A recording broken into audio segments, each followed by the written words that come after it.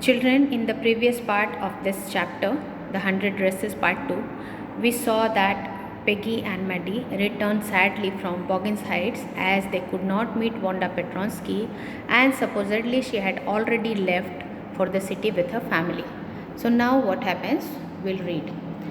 On Saturday, Maddie spent the afternoon with Peggy. Saturday Maddie Peggy के साथ spend करती है, समय बिताती है. They were writing a letter to Wanda Petronski. वो वोंडा पेट्रोंस्की को एक लेटर लिखते हैं. It was just a friendly letter telling about the contest and telling Wanda she had won. तो ये एक बस फ्रेंडली लेटर था और जिसमें वो बताते हैं कि वो वोंडा पेट्रोंस्की ने कॉन्टेस्ट जीत लिया है. They told her how pretty her drawings were. उसको ये भी बताते हैं कि उसकी ड्राइंग्स बहुत ही प्रेटी, बहुत ही ब्यूटीफुल थी. And they asked her if she liked where she was living and if she liked her new teacher.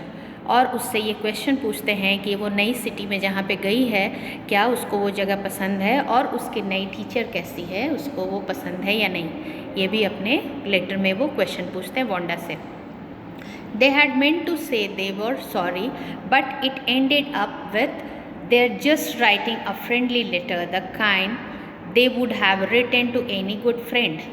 तो वो चाहते तो हैं अपने लेटर में, इसी के इंटेंशन से वो स्टार्ट करते हैं लेटर लिखना कि वोंडा को सॉरी बोलेंगे, लेकिन वो ऐसा कुछ लिखते नहीं हैं उस लेटर में. और एक ये जस्ट फ्रेंडली लेटर होता है जो कि किसी अच्छे दोस्त को लिखा जा सकता है, उसी तरह का लेटर ये लिखते हैं.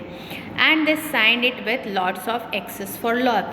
तो उसको वो साइन करते हैं, जब अपना नाम लिखते हैं नीचे तो लॉट्स ऑफ एक्सेस बनाते हैं जो कि लव के लिए इंडिकेट किया जाता है लेटर में. They mailed the letter to Boggins Heights writing please forward on the envelope.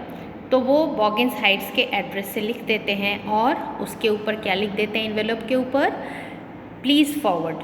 क्योंकि उनको पता था कि वोंडा वहाँ नहीं है तो वो ये सपोज़ करते हैं कि शायद पोस्टमैन को उनका फर्दर एड्रेस पता हो तो वो उनको वहाँ पे ले जाके पोस्ट कर देते हैं और ये होप करते हैं कि पोस्टमैन उनको आगे फॉरवर्ड कर देगा जो जहाँ पे वोंडास पेट्रोंस्कीज गए हुए हैं. Days passed and there was no answer, but the letter did not come back, so maybe Wanda had received it. काफ़ी दिन बीत जाते हैं लेकिन उनको वोंडा की तरफ से उनके लेटर का कोई आंसर नहीं मिलता.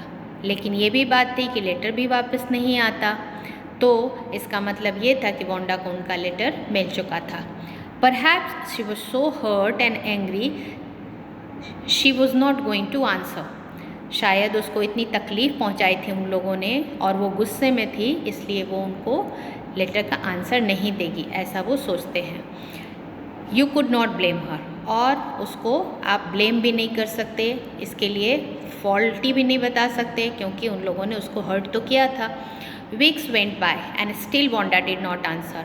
इसी तरह से कई हफ्ते बीत गए, फिर भी वोंडा का कोई आंसर नहीं आया. Peggy had begun to forget the whole business and Maddie put herself to sleep at night making speeches about Wanda. तो पेगी तो इस चीज़ को, इस इंसिडेंट को लगभग भूल चुकी है और मैडी जो कि इसको अभी भूली नहीं है, रात में उसको फिर भी वो मेमोरीज़ जो वो टीज़ करते थे और मैडी किनारे खड़ी चुपचाप से खड़ी रहती थी बगल में स्टूड बाय, वो उसको अभी भी हॉन्ट कर रहा था, उसके दिमाग में अभी भी उसको परेशान करता था. तो इस परेशानी के कारण वो सो नहीं पाती थी और किस तरह से वो अपने आप को सुलाती थी, put herself to sleep at night making speeches about Wanda. तो वो वोंडा को डिफेंड करते हुए, अपने दोस्तों से लड़ाई करते हुए ये वो इमेजिन करती थी कि वो वोंडा को डिफेंड कर रही है, बचाव कर रही है, प्रोटेक्ट कर रही है वोंडा का. क्या सोचती थी? Great crowd of girls who were trying to tease her with how many dresses have you got. And before Wanda could press her lips together in a tight line, the way she did before answering, Maddie would cry out, "Stop!" Then everyone would feel ashamed the way she used to feel. तो क्या वो imagine करती है कि सारी जो crowd है girls की, बहुत बड़ी भीड़ लगी हुई है और वो उसको वोंडा को टीज़ कर रहे हैं, क्या पूछ के, how many dresses have you got, कितनी ड्रेसेस हैं तुम्हारे पास. तो वोंडा जैसा कि बोलने के पहले वो अपने लिप्स को टाइट प्रेस कर लेती थी जैसे आंसर देने के लिए स्टार्ट करती थी, वो जेस्चर उसका होता था कि अब वो आंसर देने वाली है, उसके बदले मैडी बोल उठती है। ये मैडी का इमेजिनेशन है कि मैडी उसकी तरफ से चिल्लाएगी, वोंडा को नहीं बोलने देगी। और क्या बोलती है इमेजिनेशन में मैडी? स्टॉप। तो फिर सब लोग चुप हो जाते हैं और सब शर्मिंदा हो जाते हैं, जैसा कि मैडी फील करती थी। वोंडा, ऐसा उसको लगता था कि वोंडा को ऐसा लगता होगा, अशेम्ड फील करती होगी, शर्मिंदा होती होगी। वो शर्मिंदगी उन बच्चों को होती थी जब मैडी उनको स्टॉप तेज शाउट करती थी उनको चुप होने के लिए। तो ये मैडी इमेजिन करती है कि इस तरह की चीज़ें हो रही है। इसका क्या मतलब है कि वो वोंडा को प्रोटेक्ट कर रही है, ये वो अपने इमेजिनेशन में करती है। और ये थॉट उसको थोड़ी सी सूदिंग होती है, वो उसको सूदिंग फीलिंग देती है, काम डाउन करती है। तो इससे फिर वो सो जाती है, ऐसा सोच के कि वो वोंडा को प्रोटेक्ट कर रही है। Now it was Christmas time and there was snow on the ground. अब क्रिसमस का दिन आ गया है, दिस क्रिसमस मीन्स 25 दिसंबर। तो उस समय चारों तरफ ग्राउंड पे स्नो फैला हुआ है, बर्फ़ जमी हुई है। Christmas bells and small trees decorated the classroom. Christmas के बेल्स, छोटे छोटी घंटियाँ और छोटी छोटी क्रिसमस ट्रीज क्लासरूम को डेकोरेट की गई हैं, उनसे क्लासरूम डेकोरेट है। On the last day of the school before holidays, the teacher showed the class a letter she had received that morning. लेकिन स्कूल बंद होने के पहले, क्रिसमस हॉलीडेज़ के पहले, टीचर उस मॉर्निंग को बच्चों को एक लेटर दिखाती है जो उनको उसी सुबह मिली थी। You remember Wanda Petronski, the gifted little artist who won the drawing contest? अब टीचर क्या पूछती है कि क्या आप लोगों को याद है वोंडा पेट्रोंस्की, वो गिफ्टेड लिटिल आर्टिस्ट जो एक बहुत ही अच्छी आर्टिस्ट थी जिसने ड्राइंग कंटेस्ट जीता था। Well she has written me, ये उसका लेटर है, उसने मुझे लेटर लिखा है। And I am glad to know where she lives because now I can send her medal. तो कहती है कि अब मुझे खुशी है कि मैं जानती हूँ वो कहाँ रहती है, और क्योंकि मैं उसका मेडल भेज सकती हूँ उस एड्रेस पे, इसलिए मुझे खुशी है। I want to read her letter to you, और वो लेटर कहती है कि मैं ये आपके लिए पढ़ना चाहती हूँ। The class set up with a sudden interest and listen intently. तो क्लास जो होता है सडनली इंटरेस्टेड हो जाता है, क्योंकि ये बहुत ही ज़्यादा न्यूज़ जो आया था बहुत इंटरेस्टिंग न्यूज़ था। They all wanted to know where and how Wanda was. तो सबको बहुत ही ज़्यादा इंटरेस्ट होता है इस चीज़ को जानने में, एंड बहुत ही इंटेंटली केयरफुली सुनने लग जाते हैं, ध्यान से सुनते हैं। Now the letter starts, dear Miss Mason, how are you and room 13। Room 13 उनका जो क्लासरूम था वो नंबर था room 13। Please tell the girls they can keep those 100 dresses because in my new house I have 100 new ones all lined up in my closet. तो जैसा कि वो बताया करती थी, तो क्या कहती अपने लेटर में बता रही है कि लड़कियों को, गर्ल्स को, रूम नंबर 13 की गर्ल्स को वो सारे ड्रेसेस जो उसने कंटेस्ट के लिए सबमिट किए थे वो डिस्ट्रीब्यूट कर देने को उसने कहा है कि वो गर्ल्स रख लेंगी, क्योंकि मेरे घर में फिर से मेरे पास 100 ड्रेसेस वैसे डिज़ाइन हो गए, मतलब उसने डिज़ाइन कर लिया है फिर से वैसे 100 ड्रेसेस, और सारे वही लाइंड अप उसके वार्डरोब में हैं। ये वो बता रही है अपनी लेटर में। I would like that girl Peggy to have the drawing of green dress with red trimming. कहती है कि मैं चाहती हूँ कि गर्ल जो है, पेगी जो थी, वो मेरी ड्राइंग जिसमें जो ग्रीन कलर की ड्रेस जिसमें बनी हुई है और रेड ट्रिमिंग, उसमें रेड लेसेस लगे हुए हैं, तो उसके साथ वो पेगी ले ले। And her friend Maddie to have the blue one, और मेडी को दिया जाए ब्लू कलर की जो उसकी ड्राइंग थी, ड्रेस थी, वो मेडी को दे दिया जाए। For Christmas I miss that school and my new teacher does not equalize with you.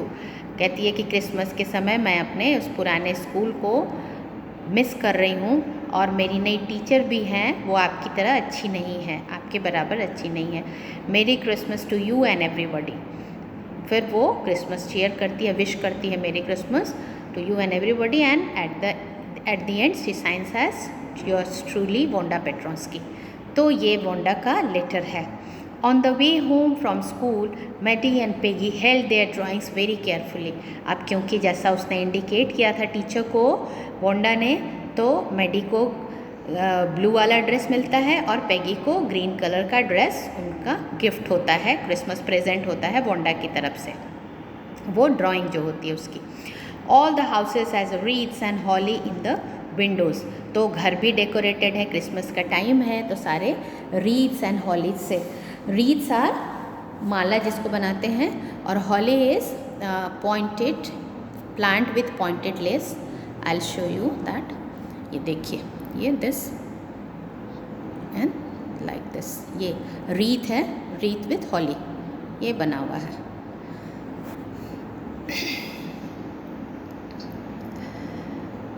Outside the grocery store hundreds of Christmas trees were stacked, और ग्रॉसरी स्टोर के बाहर, किराना स्टोर्स के बाहर क्रिसमस ट्रीज जिससे वो अपने घरों को डेकोरेट करते हैं, वो हंड्रेड्स नंबर्स में वहाँ स्टैक थे, ढेर लगे हुए थे। And in the windows candy, peppermint stick and cornucopias of shiny transparent papers were strung, तो उसमें कैंडी पेपरमिंट स्टिक जो होती है वो लगी होती है विंडोज़ में, और कॉर्नुकोपियाज आर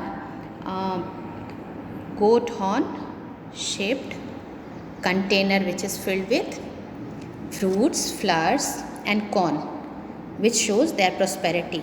ये goat horn shaped, ये जो होता है goat horn का बना होता है, traditionally it was made of goat horns, गोट के, बकरी के सींग से बनाया जाता था पहले, लेकिन अब उसकी शेप में किसी दूसरे वैस को इस तरह से सजा देते हैं और उसमें फ्लावर्स, फ्रूट्स और कॉर्न से पूरे ऊपर तक भरा हुआ रहता है, विच इंडिकेट्स देयर प्रॉस्पेरिटी। तो ये अपने घरों को इन चीज़ों से, रीथ्स, हॉली रीथ से और ये कॉर्नुकोपिया से डेकोरेट करते हैं। तो ये चारों तरफ वहाँ पे लगे हुए थे, और शाइनी ट्रांसपेरेंट पेपर से बने हुए, स्ट्रंग मतलब लटके हुए थे। The air smelled like Christmas and light shining everywhere reflected different colors on the snow। तो चारों तरफ छोटी छोटी जो कलरफुल लाइटिंग लगी हुई थी उसका रिफ्लेक्शन स्नो पे, बर्फ़ पे उसका रिफ्लेक्शन टिंकल कर रहा था। Boy said Peggy, this shows she really likes us, ये दिखाता है कि वो सचमुच में हमें पसंद करती थी। This boy is an expression of exclamation. It shows she got our letter and this is her way of saying that everything's all right and that's all। तो पेगी अपने आप को फाइनली कंसोल कर लेती है कह के कि इसका मतलब है जो उसने हमें क्रिसमस प्रेजेंट भेजा है, दिया है, मैसन को बोला था, मिस मैसन को बोला था देने के लिए, उसका मतलब ये है कि वो हमें पसंद करती थी और ये उसे हमारा लेटर भी मिल चुका था, और ये उसका कहने का ये तरीका है, एक तरह से वो कहना चाहती है कि सब कुछ ठीक है, मतलब वो उनसे गुस्सा नहीं है, और यही बस बात है। I hope so said Maddie sadly, लेकिन मैडी अभी भी दुखी है, वो कहती है कि मैं ऐसा ही उम्मीद करती हूँ। She felt sad because she knew she would never see the little tight lipped polish girl again and couldn't even really make the things right between them. वो क्यों दुखी है? क्योंकि उसको लग रहा है कि अब वो छोटी सी पॉलिश गर्ल जो कि टाइट लिप्ड, अपना मुंह बंद किए हुए रहती थी जब वो उसको चिढ़ाते थे, टीज़ करते थे, तो उस छोटी सी लड़की का हर्ट फेस बार बार उसके चेहरे के सामने आ रहा है, बार बार उसके दिमाग में आता है, और वो कहती है कि उसको कभी भी वो सॉरी नहीं बोल पाएगी, सारी चीज़ें सही नहीं कर पाएगी। She went home and she pinned her drawing over a torn place in the pink flowered wallpaper in the bedroom।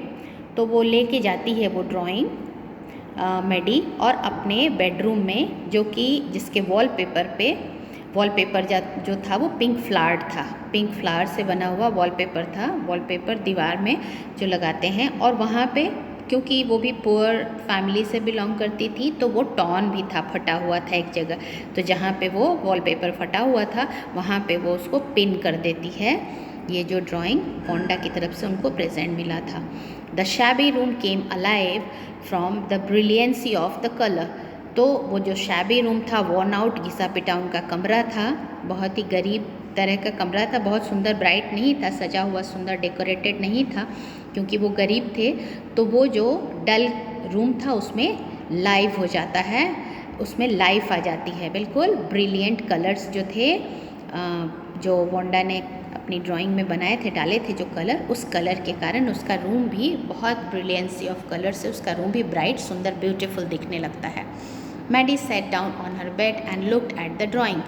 Maddie बैठ जाती है अपने बेड पे और उस ड्राइंग को, जो कि उसने वॉलपेपर के साथ पिन करके रखा था, उसको वो देखती रहती थी। She had stood by and said nothing. और वो वहाँ पे जाके खड़ी हो जाती है उसके बगल में, लेकिन कुछ भी बोलती नहीं है, चुपचाप। But Wanda had been nice to her anyway. सोचती है वो कि वो तो चुपचाप से खड़ी रहती थी जब उसको टीस करते थे बच्चे। पेगी जब टीस करती थी वांडा को, तो मैडी कोई भी उसको हेल्प नहीं करती थी, किसी तरह से उसको प्रोटेक्ट करने की कोशिश नहीं करती थी। यही वो बैठे बैठे ड्राइंग को देख के सोच रही है। लेकिन फिर भी वांडा ने उनको ये गिफ्ट दिया है और वो अच्छा उसने बिहेव किया है वांडा ने, यही सोच रही थी बैठ के अपने बेड पे और उस ड्राइंग को देख रही थी। टीयर्स ब्लर्ड हर आइज़। आँखें उसकी धुंधली हो जाती हैं आंसुओं से। She gazed for long time at the picture. और वो बहुत लंबे समय तक स्टेयर करती रहती है, घूरती रहती है, उस पिक्चर को देखती रहती है। Then hastily she rubbed her eyes and studied it intently.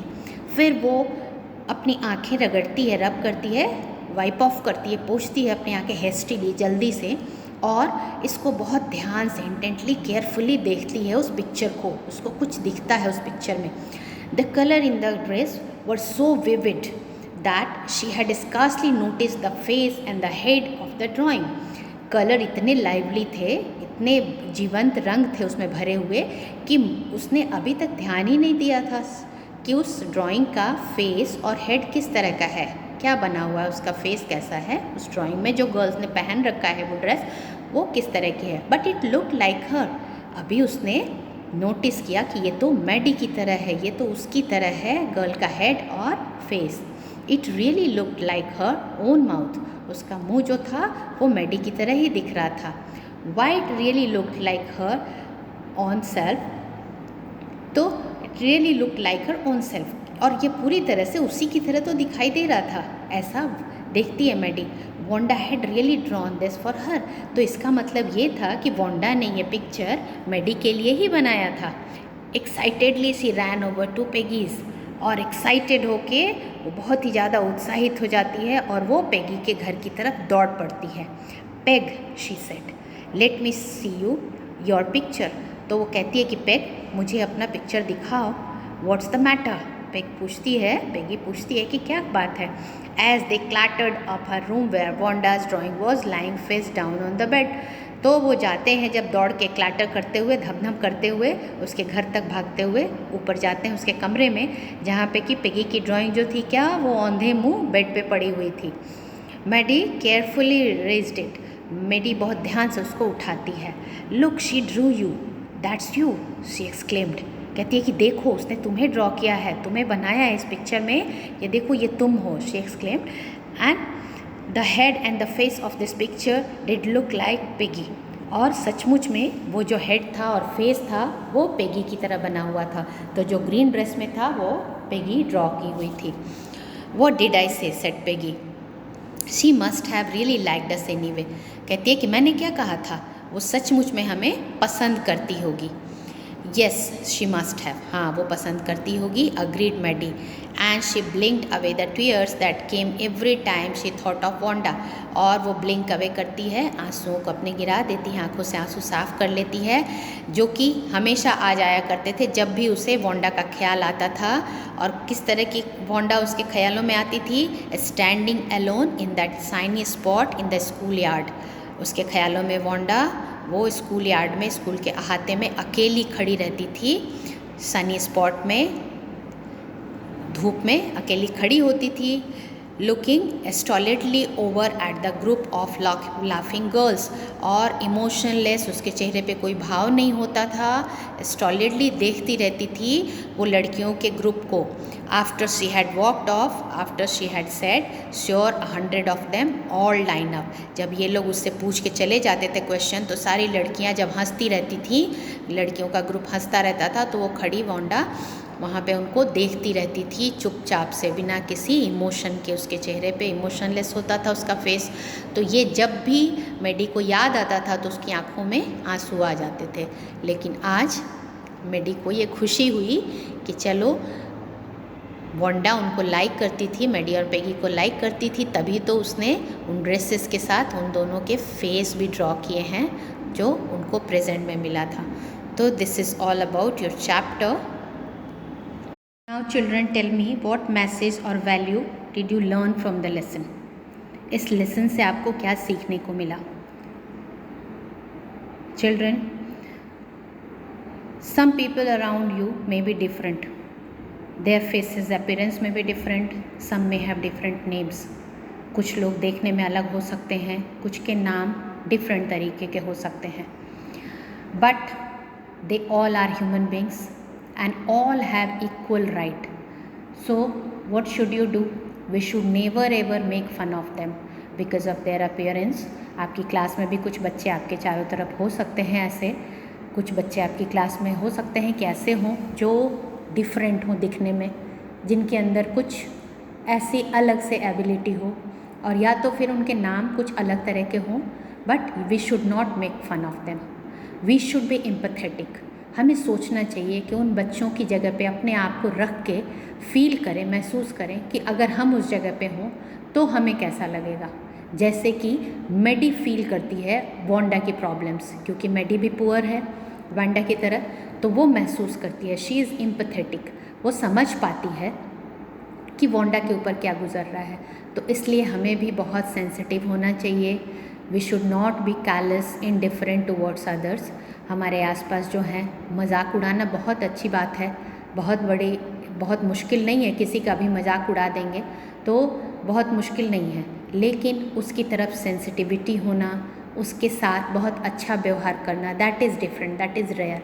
तो आप ऐसे बच्चे बनो जो कि दूसरों की तकलीफ़ को महसूस कर सके, एम्पैथेटिक हो, न कि ऐसे बच्चे बनिए जो कि दूसरों का मजाक उड़ाए, उनका फ़न करे और किसी को तकलीफ़ करे.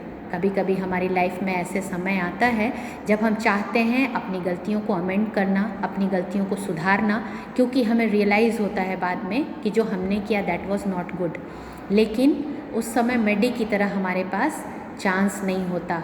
मेडी भी लास्ट में सॉरी बोलना चाहती है वांडा को, लेकिन वो नहीं बोल पाती क्योंकि वांडा उनसे बहुत दूर चली जाती है. तो हमें ये सोचना चाहिए कि हम किसी को भी इतना ज़्यादा परेशान ना करें, किसी को भी ऐसा फ़न ना करें किसी के साथ कि उसको बहुत तकलीफ़ हो और वो गुस्से में आए. थोड़ी बहुत हंसी मजाक आप लोग करते हो, दैट इज़ ओके.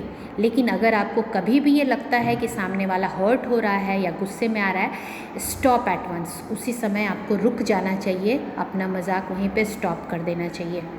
ठीक है बच्चों? So this message you have to remember for your lifetime.